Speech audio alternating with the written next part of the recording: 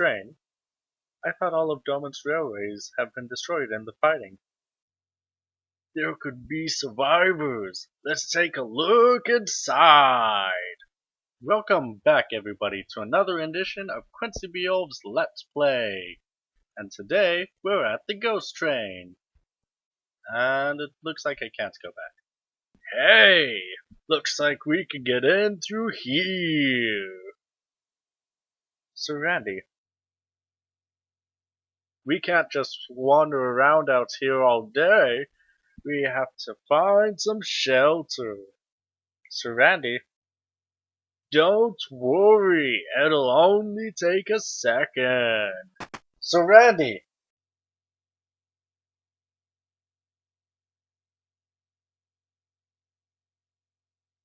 what in the world? You must leave at once. This is the Phantom train.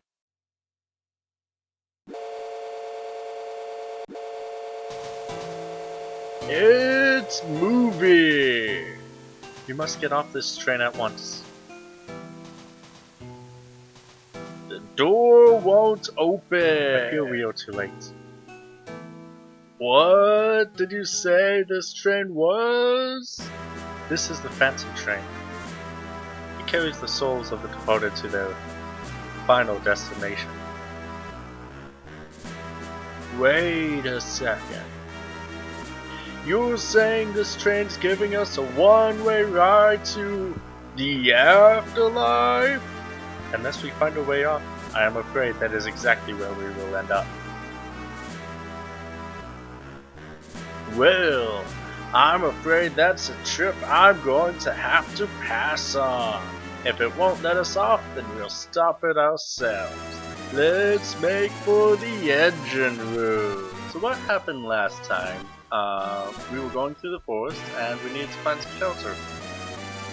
Oh, we found some shelter. We came from Doma, went into the forest to go to South Figaro. I'm this train's conductor. What business do you have here? The Phantom train ferries the souls of the departed to the other side. Once the souls arrive, they are granted their eternal rest.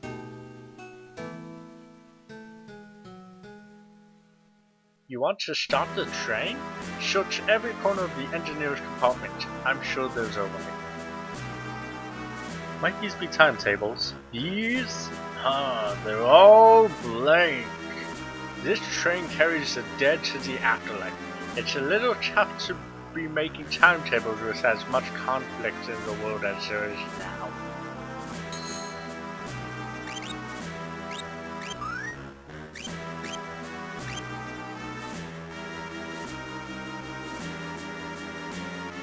What's with this guy? He seems to want to accompany us.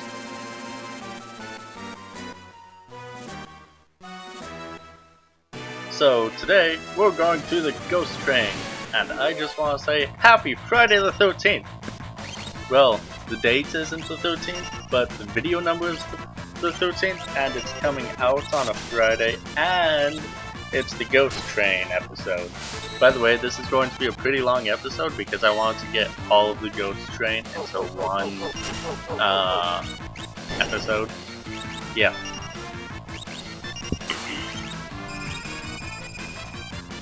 So, later this episode, I will be reading you spooky ghost poems. Or just pretty spooky poems. And it's pretty funny that I'm doing poems, or should I say poems, because it's gonna be Edgar Allan Poe. You get it? Yeah. I tried to have the Raven here because, you know, it's a pretty long poem. It's pretty good. It's it would haunt some people I know because they had to. People close to me had to memorize the poem from beginning to end, all like 6 to 10 minutes of it, in their 9th grade English class, which is absolutely absurd. I only had to study its meanings. And by study, I mean listen to the teacher talk about its meanings. And then read with quotation marks pamphlet that she gave us. Quotation marks are there because I only recently found reading slightly interesting. So yeah.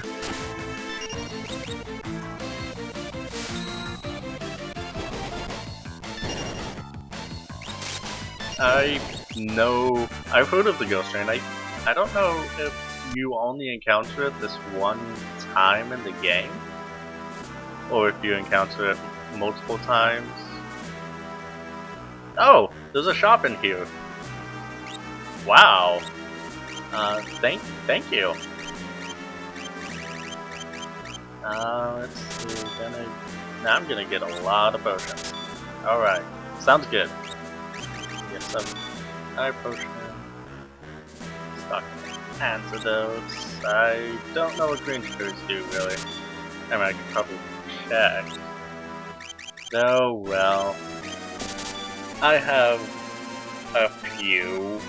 One, maybe. I think that'll be enough.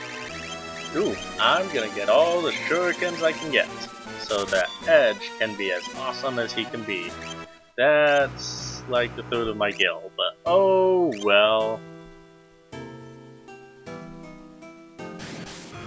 So, there's going to be a lot of dialogue, there's also going to be a lot of poems, and so let's get to it. To the poems, I mean. Let's start off with Lenore. Oh, so I tried to have the ribbon, and then it turned out to be too long in between the talking points of the video, or the dialogue. Because, well, the audio file itself was like 10 minutes long, and the longest space between dialogue is 9 minutes. So I had to cut some of it down, and after like 5 tries of getting it as far down as I could, as cut as I could, it still was too long. So that was like 30 minutes of editing wasted, which could have been used for other things. But hey, experience is very important. You learn from it. And I certainly did. Yeah.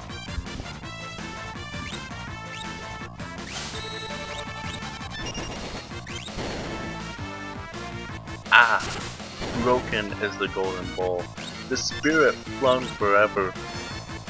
Let the bell toll, a saintly soul floats on the Stygian river. And Guy de Vere, hast thou no tear? Weep now or nevermore. See, on yon drear and rigid fire, low lies thy love, Lenore. Come, let the burial rite be read, the funeral song be sung, an anthem for the queenliest dead that ever died so young. A dirge for her, the doubly dead, in that she died so young. Wretches! Ye loved her for her wealth and hated her for her pride, and yet she fell in feeble health. Ye blessed her that she died. How shall the ritual then be read? The requiem how be sung? By you, by yours, the evil eye, by yours, the slanderous tongue, that did to death the innocents that died, and died so young.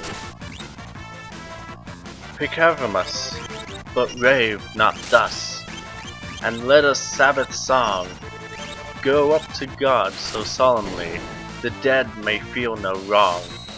The sweet Lenore hath gone before, with hope that flew beside, leaving thee wild for the dear child that should have been thy bride. For her the fair and debonair, that now so lowly lies, the life upon her yellow hair, but not within her eyes. The life still there upon her hair, the death upon her eyes. Avant! Avant! From fiends below, the indignant ghost is riven. From hell unto a high estate, far above within the heaven. From grief and groan to the golden throne, beside the King of heaven. Let no bell toll then, lest her soul, amid its hallowed mirth, should catch the notes as it doth float up from the damned earth.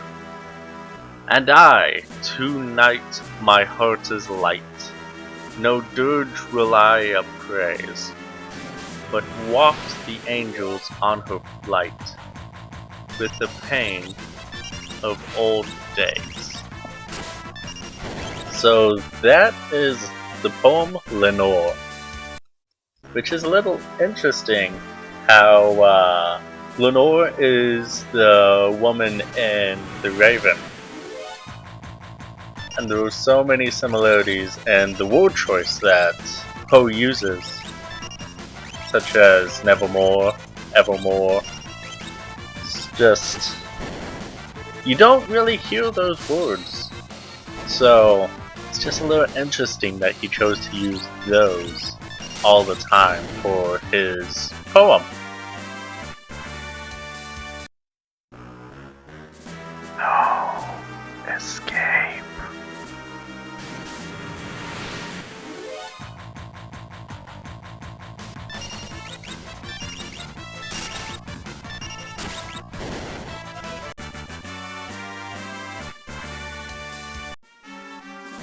Woo, what do you suppose that was about? No escape. Huh? No escape. Who's there? Came from over here. No escape. Yeah, they're coming after us. No escape. There are more of them this way. Nowhere to run. Nowhere to hide. No escape for you.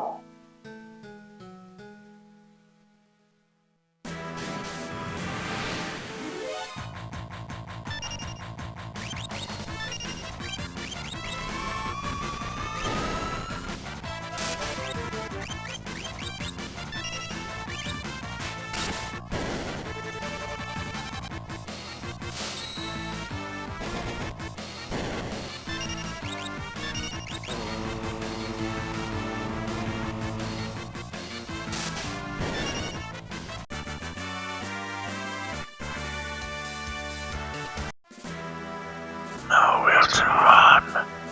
Nowhere to hide. No escape for you. Nowhere to run. Nowhere to hide. No escape for you. They just don't let up.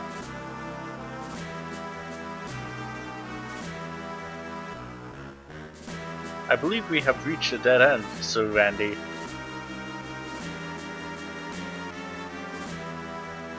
Alright. Hast thou an idea? Yes. The time has come to put my training to use. Come Inigo. Yahoo!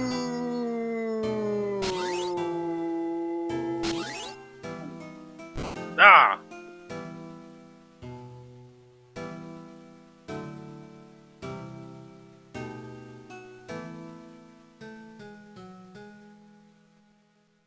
No escape.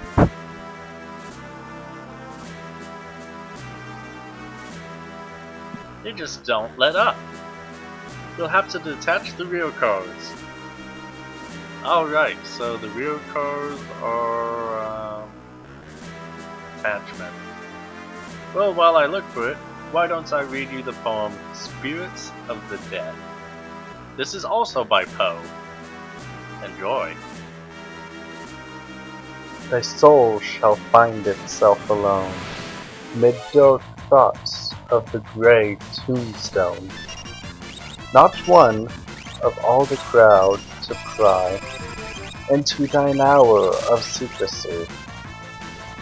Be silent in that solitude, which is not loneliness, for then the spirits of the dead who stood in life before thee are again, and death around thee, and their will shall overshadow thee.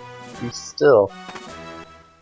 The night, though clear, shall frown, and the stars shall not look down from their high thrones in the heaven, with light like hope to mortals given, but their red orbs without beam to thy weariness shall seem as a burning and a fever, which would cling to thee forever.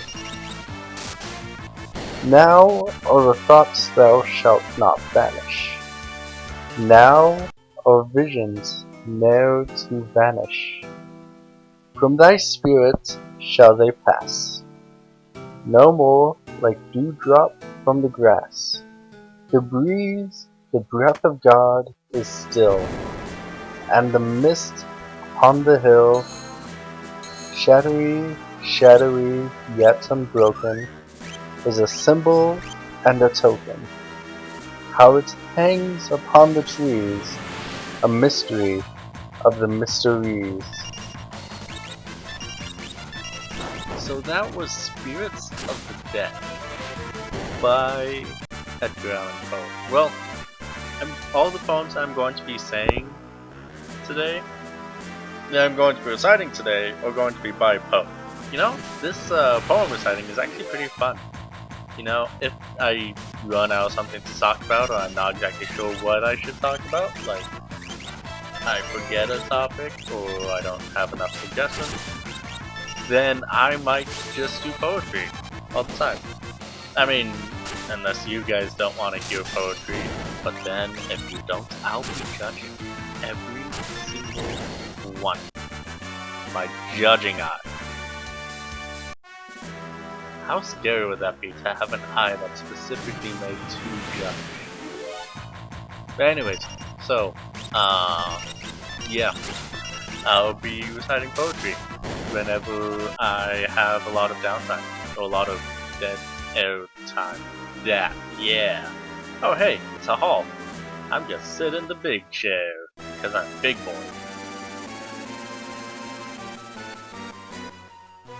Food, bring me everything you got. I must taste it with my mouth.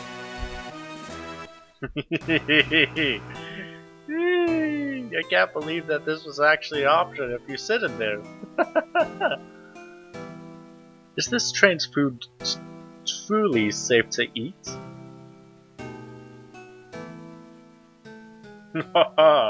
What are you worried about? Cats wage war on an empty stomach. Do what thou wilt, sweet. I'm sure there is no stopping thee.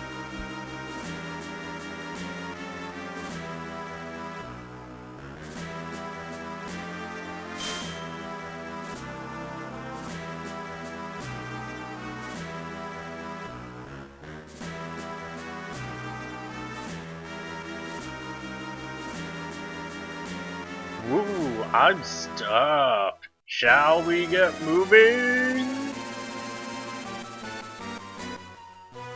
Well, now that that little fun instance is over, it's time to, well, I'm at full health, so I'm going to save, because that's the smart thing to do. Anyways, so the next poem will be The Haunted Palace. Once again, by Edgar Allan Poe. Enjoy.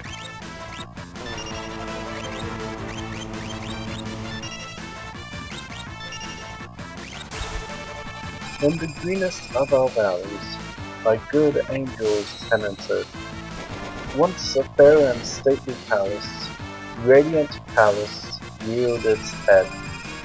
In the monarch thought's dominion, it stood there, Never seraph spread opinion over fabric half so fair. Banners yellow, glorious golden, on its roof did floats a fluff and flow. All this was in the olden time long, long ago. And every gentle air that dallied in that sweet day. Along the ramparts plumed and pallid, a winged odor went away. Wanderers in that happy valley, through two luminous windows saw spirits moving musically to a lute's well-tuned law. Round about the throne where sitting, in state his glory well befitting, the ruler of the realm was seen. And all with pearl and ruby glowing was the fair palace store, through which came flowing, flowing, and sparkling evermore a troop of echoes whose sweet duty was but to sing, in voices of surpassing beauty, the wit and wisdom of their kingdom. But evil things in robes of sorrow assailed the monarch's high estates. Ah, let us mourn, for never morrow shall dawn upon him desolate. And round about his home of glory, that blushed and bloomed is but a dim remembered story of the old time and tune. And travelers now, within that valley, through the red litten windows see vast forms that move fantastically to a discordant melody, while like a ghastly rapid river, through the pale door, a hideous throng rush out forever, and laugh, but smile no more.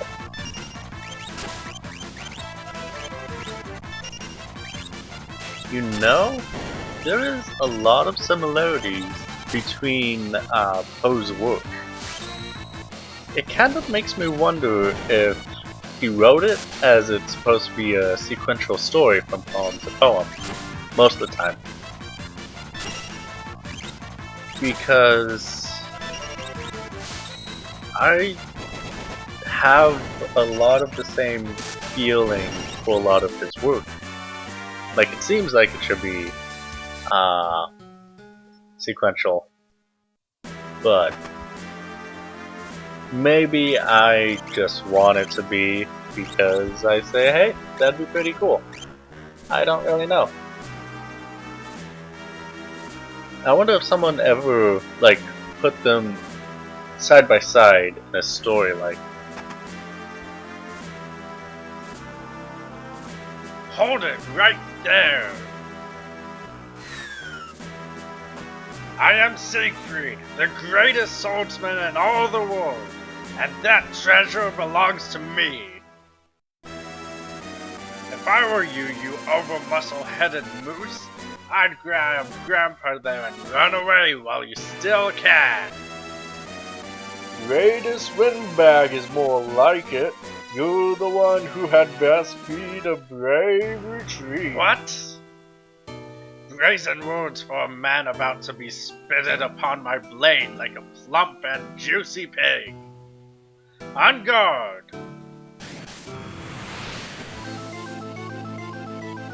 Here I come! You kids had better get ready. Hi-ya!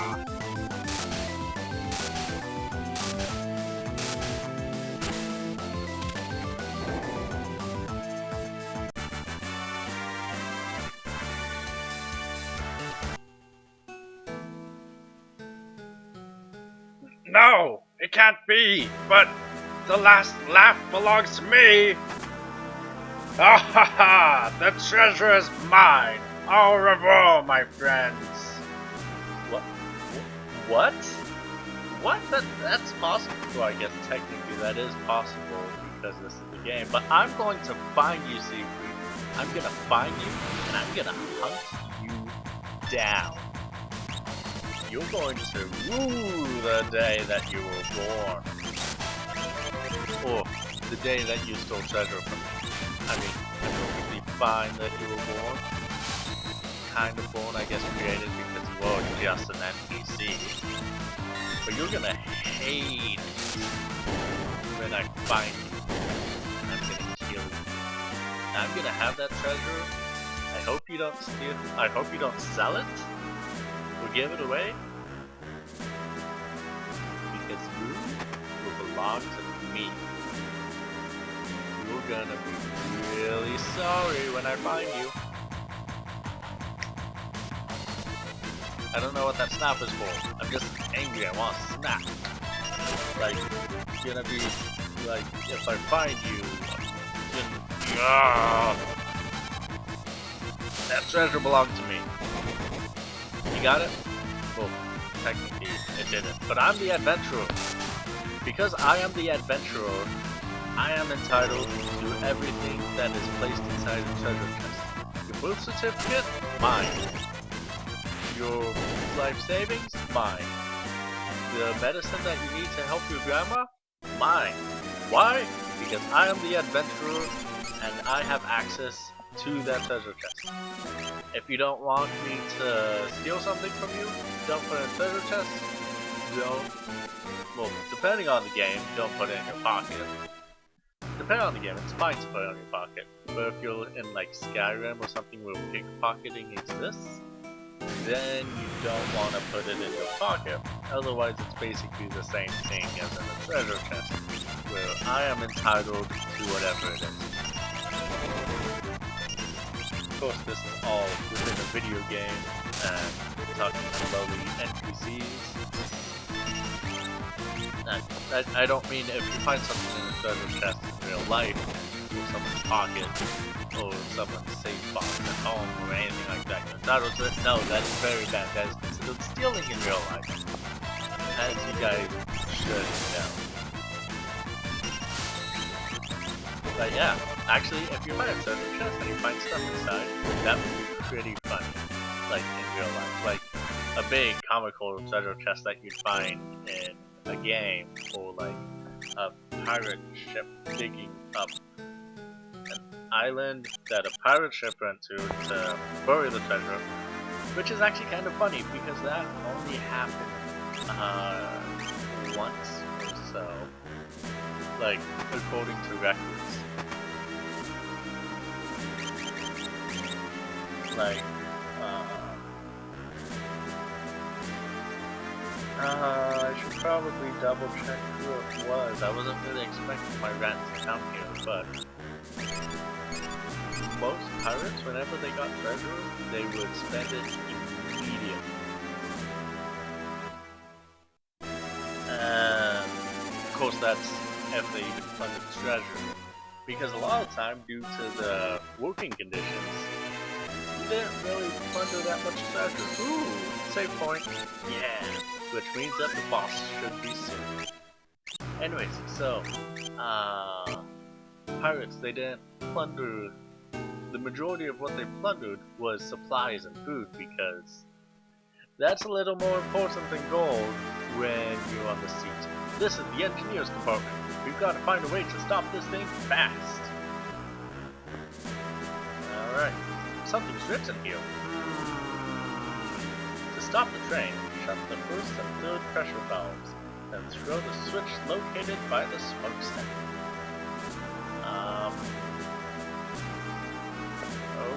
Okay. So you mean first and third. Is this the smokestack? Yeah. So now we gotta find the smokestack. No, just checking everywhere in here. No, that was the thing that I read before. Here? No. No. Oh, hey! I think I might know what it is. Because we had model trains for Christmas that would always go around the tree. And there was a switch that would go forward and reverse right next to the smokestack. And That might be where I need to go. I need to flip the giant forward and reverse switch. The train should stop if we throw the switch. Yes! I was right! Haha! So, you have been the ones that have been slowing me down.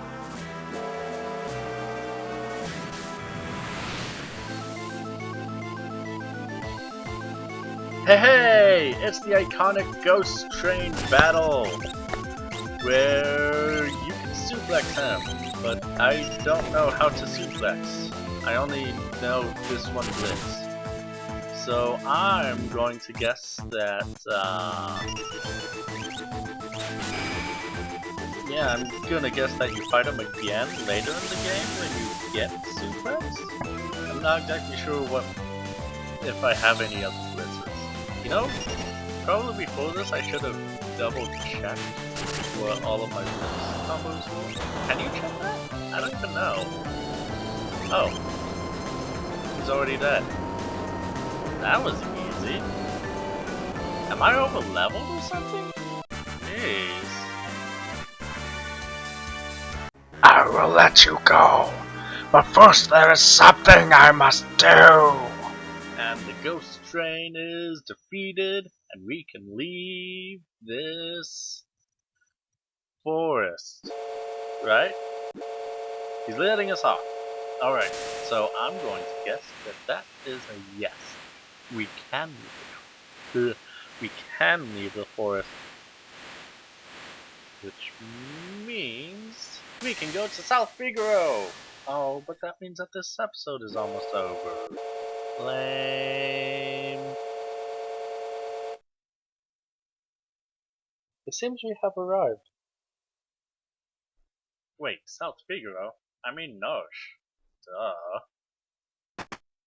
Woo! Glad to be off that thing.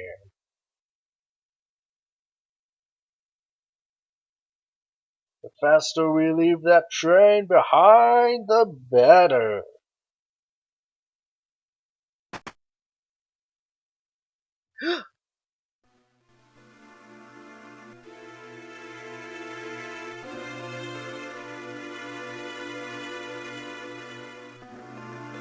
Is that Elaine? Owain? Inigo, is that your wife and son? The train's leaving. Please, wait. Elaine! Owain!